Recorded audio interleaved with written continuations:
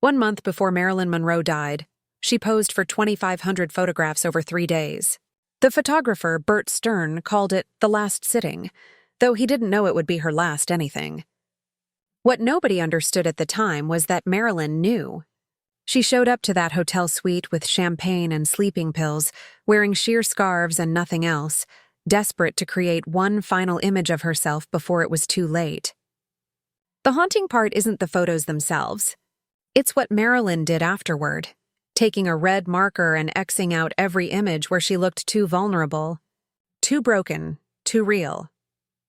It was July 1962, and Marilyn Monroe was supposed to be making a comeback. She'd just been fired from Something's Got to Give after chronic lateness and absences. Fox had sued her for $500,000.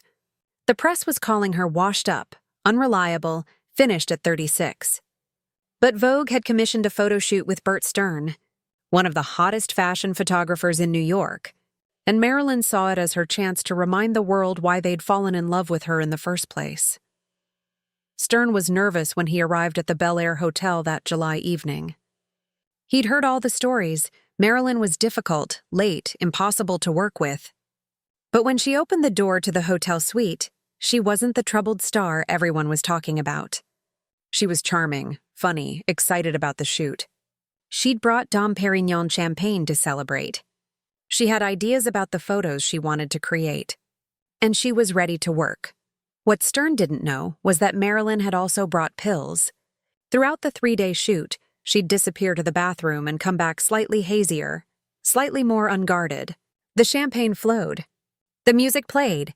And Marilyn transformed herself over and over, playful one moment, seductive the next, melancholic after that. She was performing, yes, but she was also revealing something deeper. These weren't just fashion photos. They were a kind of visual autobiography, a woman documenting herself at the end.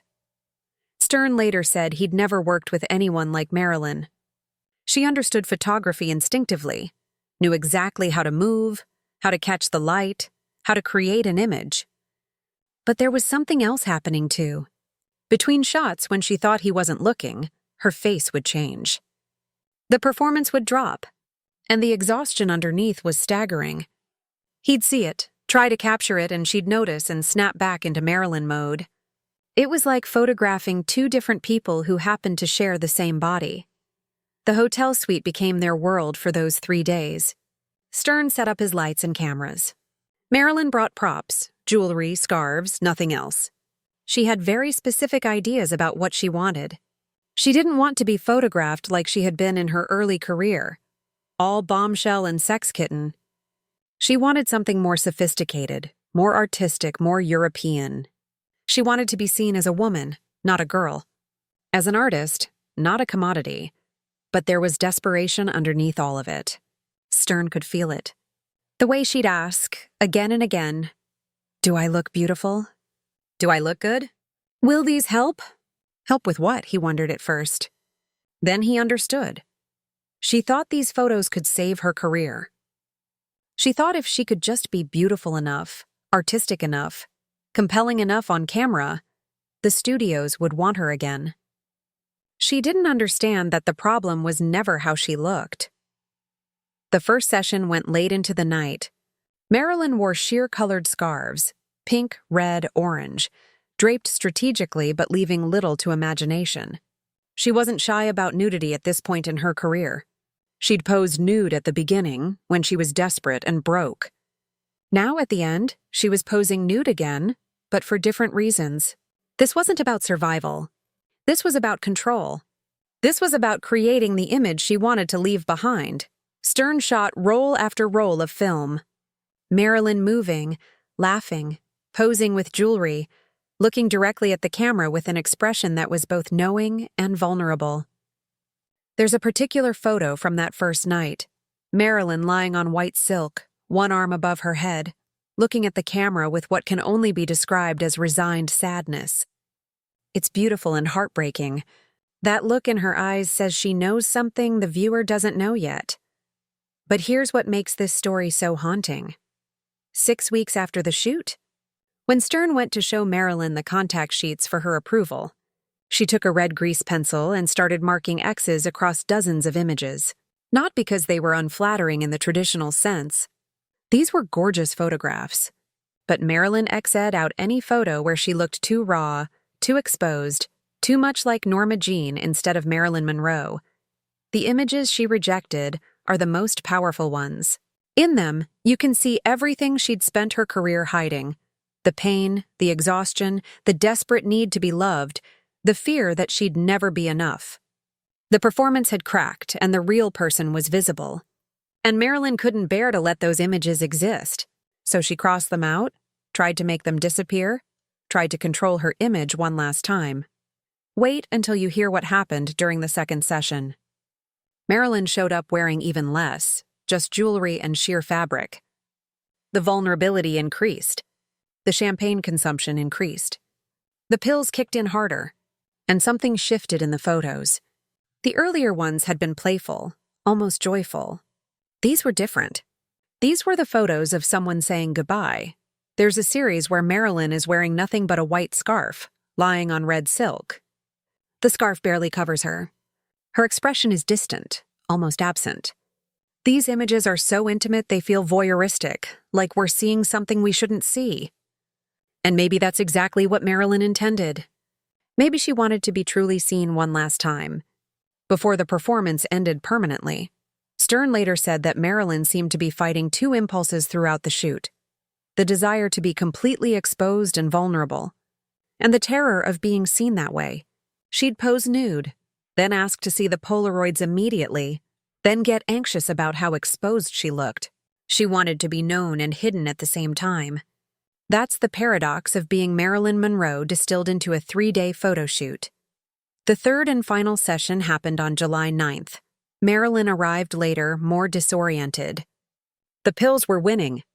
She was less guarded, more willing to be photographed in states of undress that even she had previously resisted. These photos are stunning and sad. Marilyn wrapped in sheer fabric, jewelry discarded, makeup smudged, looking like someone who'd run out of armor. There's one photo from this final session that became iconic.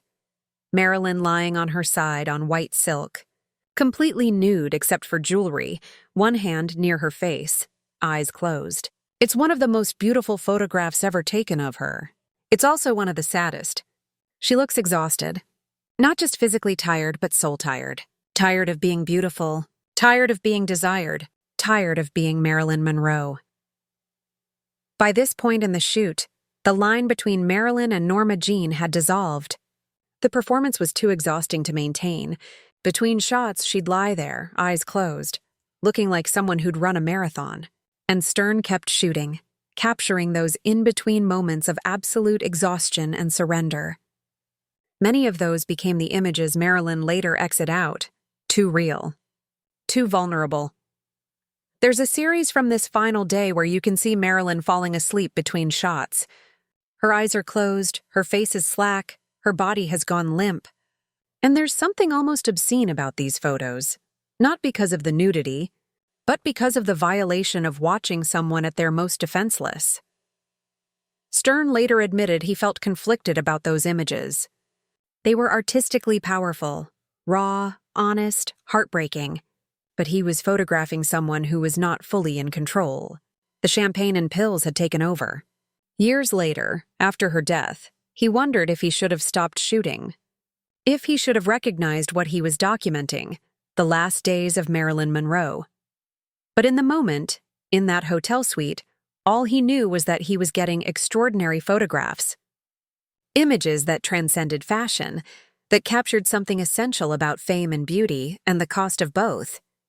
He kept shooting, and Marilyn kept posing, and the pills kept flowing, and 3 weeks later, she'd be dead. What nobody talks about enough is what this shoot was doing to Marilyn psychologically.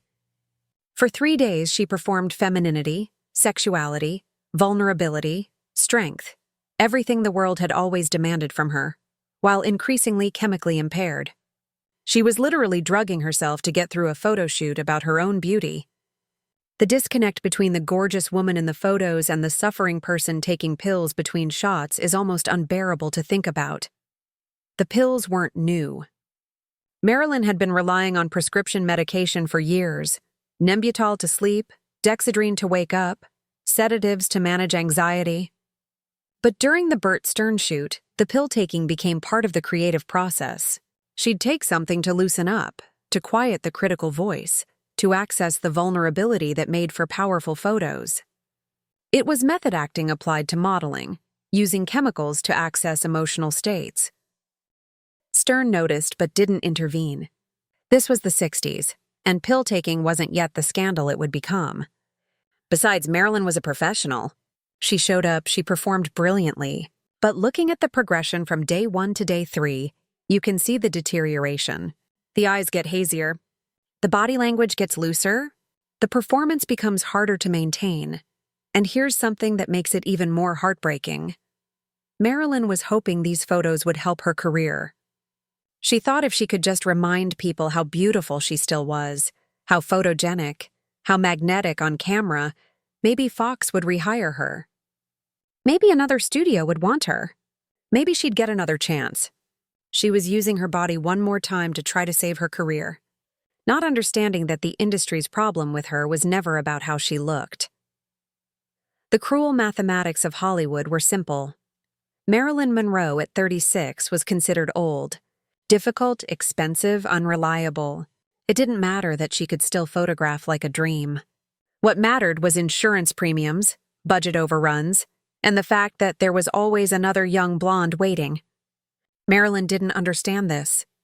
Or maybe she understood it too well, and that's why she kept taking the pills. The photos also capture Marilyn's awareness of her own mythology. She knew these images would be studied, analyzed, remembered. She was stage managing her own legacy. The choices about what to wear, how to pose, what expressions to give, these were carefully calculated to create a specific final impression. She wanted to be remembered as beautiful but also as artistic, sophisticated. Not the dumb blonde, the misunderstood artist. The shoot wrapped on July 9th. Bert Stern was thrilled with the results. He'd gotten some of the most stunning images of his career. Marilyn seemed pleased too, though she asked to approve all images before publication. They agreed to meet in a few weeks to go through the contact sheets together. Neither of them knew they were racing against a deadline neither of them could see. But the most shocking moment came when they did meet to review the photos. Marilyn arrived with her red grease pencil and she started going through the contact sheets, studying each image. And then she started marking X's. Big, angry X's across images that Stern considered masterpieces. She wasn't rejecting bad photos. She was rejecting truth. The photos she X'd out are the ones where her eyes look sad, where her smile doesn't reach her eyes, where her body looks too thin, where the exhaustion shows through, where Norma Jeane is visible beneath Marilyn. These are the most powerful images from the shoot, but Marilyn wanted them destroyed. She was curating her own image, even as that image was killing her. There's one particular photo that Marilyn X'd out that's become famous precisely because she rejected it. In it, she's lying on white silk, wearing a sheer pink scarf, looking directly at the camera with an expression of such profound sadness that it's almost difficult to look at. Her eyes are glazed, whether from champagne, pills, or tears, it's impossible to say. Her mouth is slightly open, as if she's about to speak or scream or both. And there's no performance in that expression. It's just pain, naked and undeniable. Marilyn X'd that photo out immediately, drew a big red X right across her face. "I can't have people seeing me like that," she told Stern. "That's not who I am." But of course, that was exactly who she was. That was the Marilyn Monroe beneath all the performances, all the manufactured joy, all the breathy giggles and hip wiggles. That was the truth, and she couldn't bear to let it exist. Another rejected image shows Marilyn lying back, nude except for jewelry, with her arm covering her face. It's a gesture of surrender or shame or exhaustion. It's impossible to say which. But what makes it so powerful is how unguarded it is. This isn't a pose. This is what Marilyn did between poses when she forgot the camera was still clicking. And when she saw it, she recognized it immediately as too real. X. There's also a series of photos where Marilyn is looking at herself in a mirror. These are particularly interesting because you can see two Marilyns, the one in the reflection and the one looking at the reflection. And the one looking has such a complicated expression, not admiring, not critical exactly, just assessing, calculating, trying to figure out if the person in the mirror is still beautiful enough to be valuable. Several of these mirror shots got X'd out too, perhaps because they revealed too much about that constant self-monitoring, that endless performance of femininity, that exhausting work of being Marilyn Monroe. Stern tried to argue for some of them. "But Marilyn, this one is beautiful," he'd say.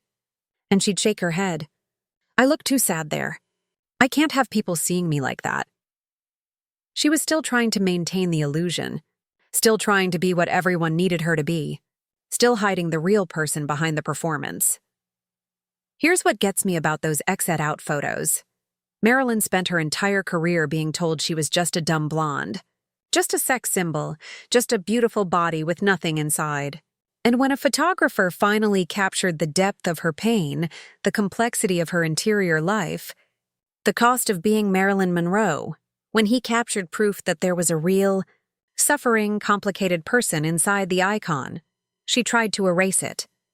She'd internalized the very dismissal she'd fought against. She believed the world only wanted the fantasy. In retrospect, those rejected photos are the most important ones. They're the documentation of what being Marilyn Monroe actually felt like from the inside. They're the truth beneath the performance. And Marilyn, who'd spent years begging to be taken seriously as more than just a body, couldn't bear to let that truth be seen. That's the tragedy in miniature. She had the evidence that she was more than they said she was, and she tried to destroy it. 3 weeks after that meeting, on August 5, 1962, Marilyn Monroe died. The photos from Bert Stern's sitting, including many of the ones she'd rejected, were published anyway, becoming some of the most iconic images of her ever taken. The world got to see what she'd tried to hide. The vulnerability she'd X'd out became the thing that made the photos meaningful. The truth she'd tried to erase became her legacy. Bert Stern titled the collection The Last Sitting, and it became famous not just for the beauty of the images, but for what they represented, a final documentation of Marilyn Monroe, 1 month before her death, struggling between who she was and who the world needed her to be. Every viewer could sense something ending in those photos, even if they didn't know what it was at the time. When the photos were first published after Marilyn's death, the response was overwhelming. People who'd dismissed her as just a dumb blonde suddenly saw something else. They saw complexity, intelligence, artistry. They saw a woman who understood beauty and performance in sophisticated ways. It was the respect she'd begged for her entire career, arriving exactly too late to matter. There's a particular cruelty in the fact that these photos, which Marilyn hoped would save her career, became most valuable after her death. Living Marilyn, photographed at her most beautiful, couldn't get hired. Dead Marilyn, photographed in that same session, became priceless.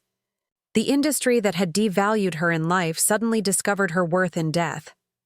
Stern himself struggled with the aftermath. He'd created some of the most famous photographs of the 20th century, but he'd also been one of the last people to see Marilyn alive. He'd photographed her 3 weeks before her death, watched her take pills, watched her perform herself into exhaustion.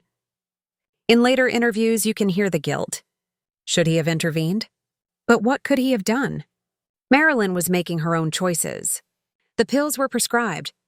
The champagne was legal. The nudity was her decision. Everything was consensual and professional, except that what Marilyn wanted was killing her, and everyone around her was too complicit in the system to stop it. Looking at those photos now, with the knowledge of what came after, is almost unbearably sad. You can see it in her eyes, the exhaustion, the depression, the medication, the desperate hope that this would somehow save her. You can see someone at the end of their rope, still trying to be beautiful, still trying to perform, still trying to be enough, and you know it won't work. You know that 3 weeks after these photos were taken, she'll be gone.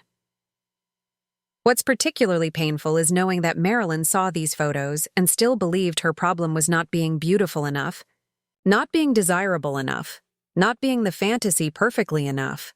She looked at images that showed a beautiful, vulnerable, complex woman and saw failure.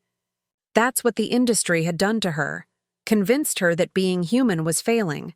The photos also capture something else: Marilyn's relationship with her own body at the end of her life. She'd been using her body as currency since she was a teenager, modeling, acting, being photographed, being desired. Her body had been her ticket out of foster care, out of poverty, into fame. But it had also been the thing that trapped her, that defined her, that kept her from being seen as a full person.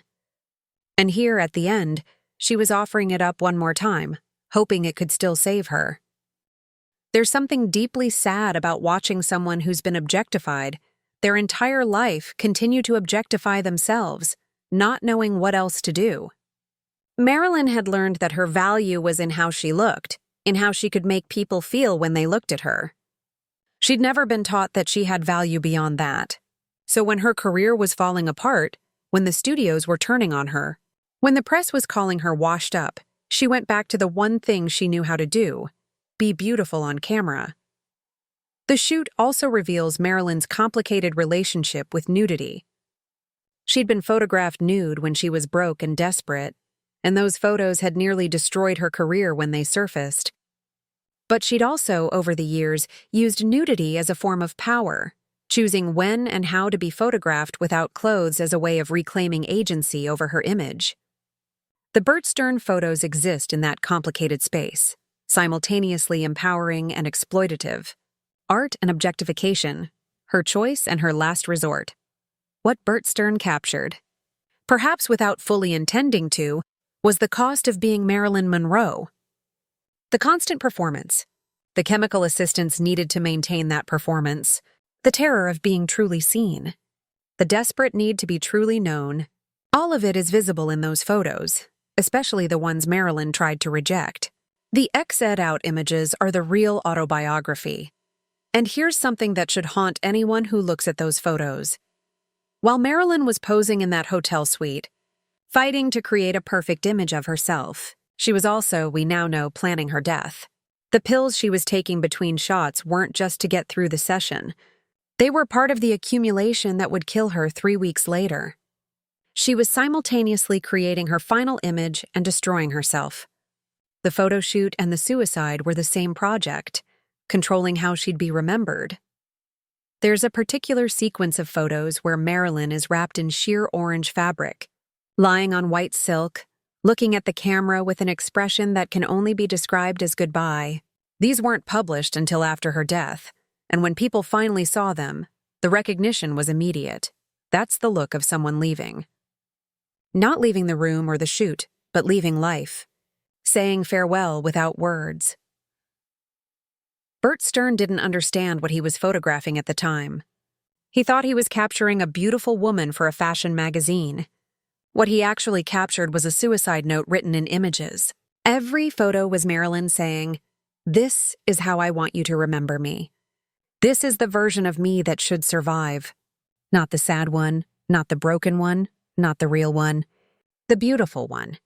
The fantasy." The tragedy is that the images that survived, the ones that became iconic, are the ones that show both, the fantasy and the reality coexisting in the same frame. You can't look at those photos and not see the pain. You can't look at that beauty and not see that it's killing her. The performance and its cost are both visible.